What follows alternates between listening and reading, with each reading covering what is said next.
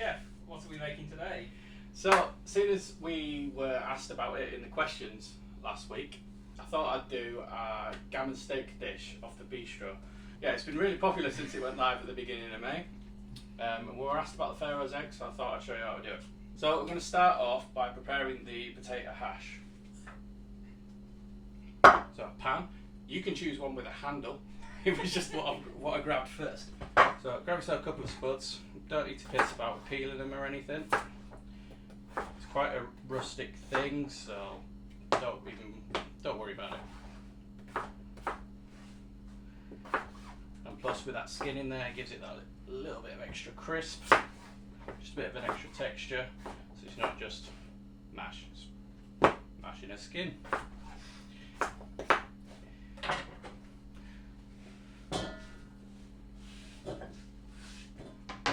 Potatoes into your pot.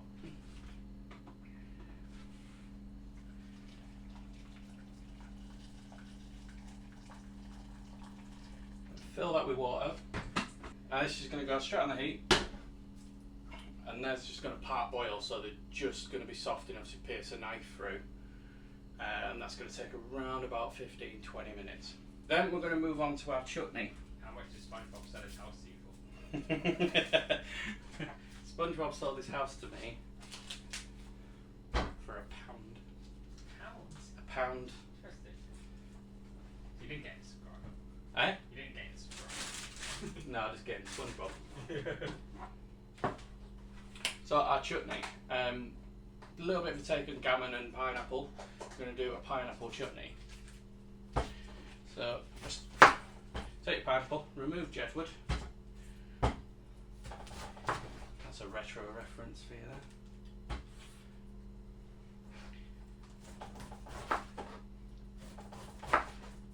Now we're just going to remove all this skin.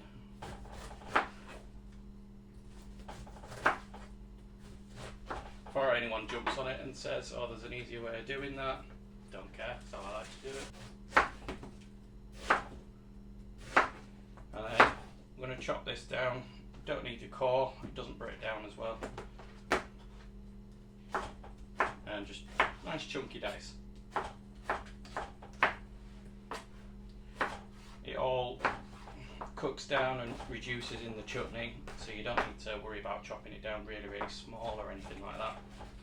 It just all breaks down in the cook. And then all this just into a pan. Just set that to the side for now, we don't need to go on the heat just yet. Pour the white down, you munch it. Is that the meatballs from the oven? And you're going to take yourself an onion. Do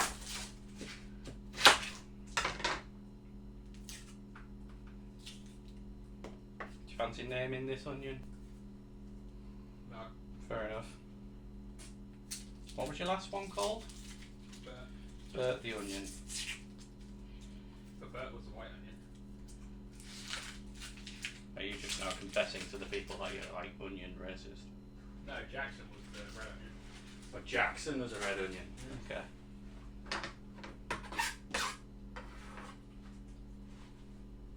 Yeah, two onions. You're getting confused. And then again with this, just a nice chunky dice. Nothing too precise.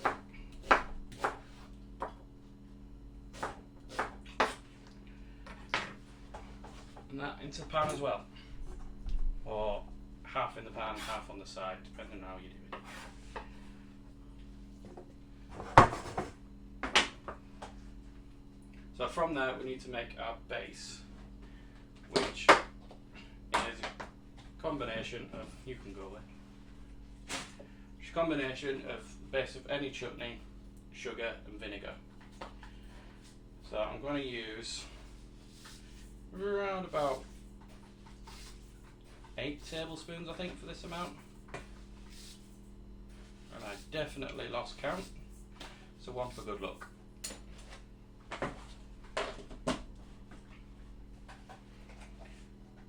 And then a couple of caps full of, I'm using cider vinegar, but you can use distilled, malt, whatever you got to hand.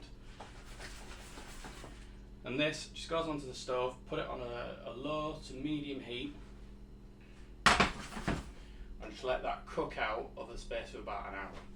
And while that's doing its thing, we can just move on to our gammon. So there's no real trickery to this, we're just braising it.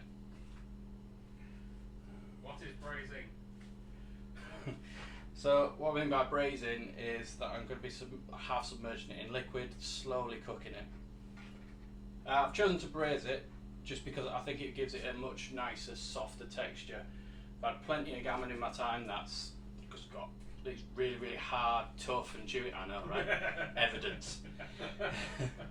And I just find it just that little bit unpleasant, whereas this is softer, gets a nice brown into it, but it's just nice and tender. One thing we can do is the core that we had earlier. Pop that in the centre of your pan, tray, whatever. A little bit of water.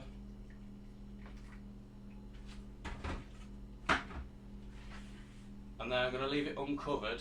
That will enable it to give it that nice browning crust to the top, but nice and soft underneath. So that's going to go in the oven now. I've set it at about 150. That's going to go in for about half an hour to start with. Usually before you put stuff in the oven or anything like that, you give it a season, but on this occasion, because it's quite salty meat to begin with, I'm just going to be leaving the seasoning for now, and then I'm going to check it later. So through the magic of editing, this has now been a few minutes, as I reckon about 10 to 15, and the potatoes are just about nice and soft. So grab yourself a tray, a little bit of oil,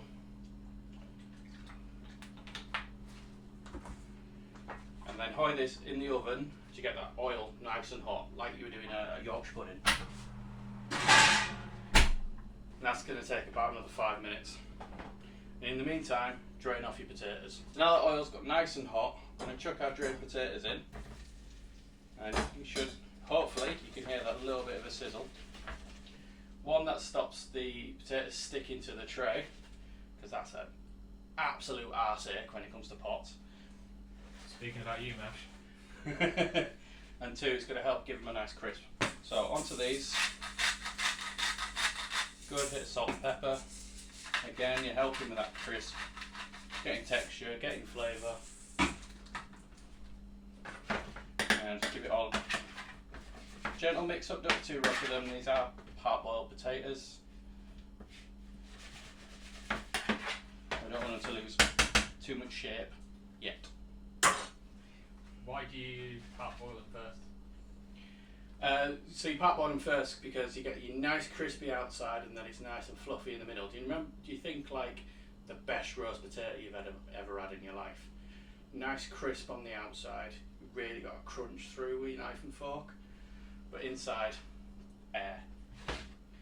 So in these go to the oven, we're going to give them as long as they need to get nice and crispy, probably 10 to 15, by which point everything else should be about there. Alright, so we've had another magical passage of time. Started to get a lovely crisp to the outside. I've lost my spoon. There it is. So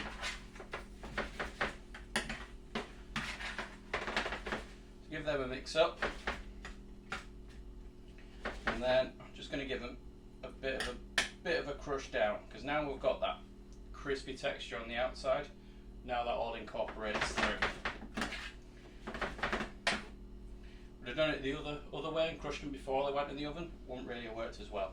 So we're just going to sit them back in the oven, keep nice and hot while we wait. So now we're going to move on to the egg. In this pan at the back, I've got some clarified butter working. Showed you how to do that in the last one, so I'm not going to go too much in depth into it. If you haven't watched it, why the fuck not?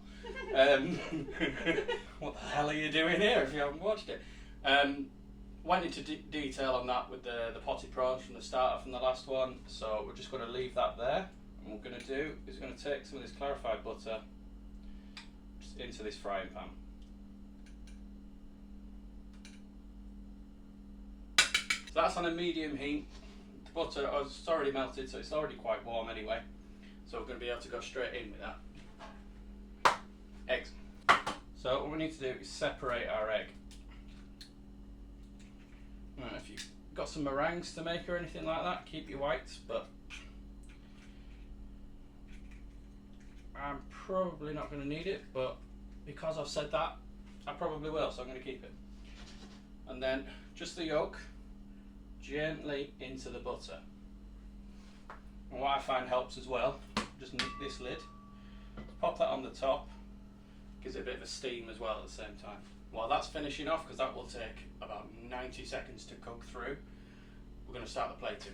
So we're going to pull out our gammon, got a nice brown into the top, take your medallions out, use a tongs or a spoon or something, because that was frigging hot.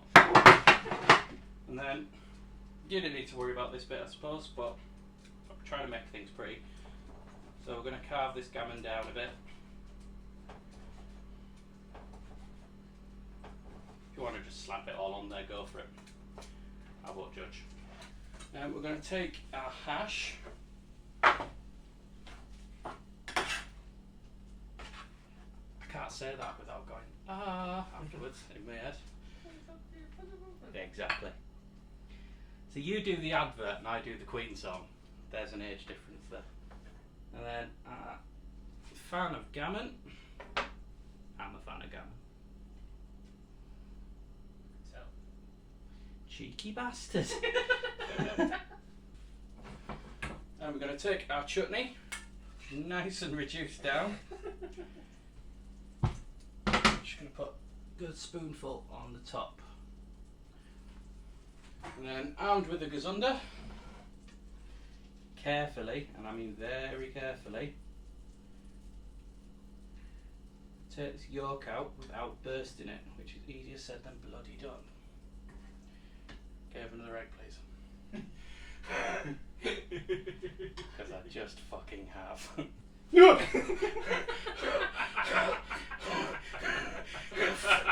That's the rubber one, isn't it? And then sit the egg, easy, sit that egg over the top.